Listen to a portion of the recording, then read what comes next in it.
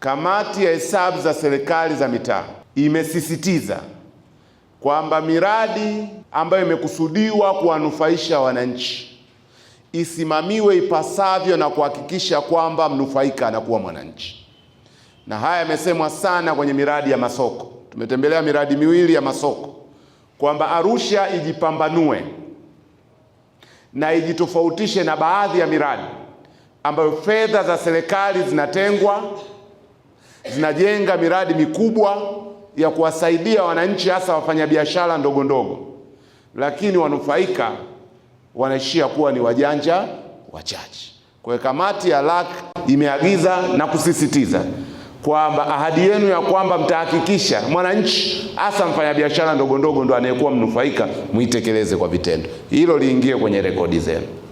La pili, kamati ya LAC imesisitiza, kwa vile mmetoa ahadi kwamba miradi hii itakamilika kwa wakati, na miradi yote minne, miradi miwili ya masoko, mradi mmoja wa stendi na mradi mmoja wa bustani, yote itakamilika tarehe 30 mwezi wa 11. Ahadi hiyo itekelezwe kwa vitendo. Agizo namba 2. Agizo namba 3 ambalo limetolewa na kamati ya LAC, tumesisitiza tunataka mwendelezo wa miradi hii. Mtumie ubunifu wenu wote kuhakikisha miradi ya stendi na miradi ya masoko inakuwa na mwendelezo, isife. Kwa hiyo mtumie kila ubunifu utawaleta watu, na maoni mbalimbali yametolewa na wajumbe wa kamati. Pale ambapo changamoto ni za kimiundombinu kufika katika miradi hii, muifanyie kazi, na mmetupa ahadi. Pale ambapo idadi ya watu inakuwa ndogo, mnapaswa kuweka mambo ya kusisimua idadi ya watu, yamesemwa hayo na wajumbe wa kamati, mfanye hivyo. Na bahati nzuri yote haya mmetuahidi hapo katika mipango.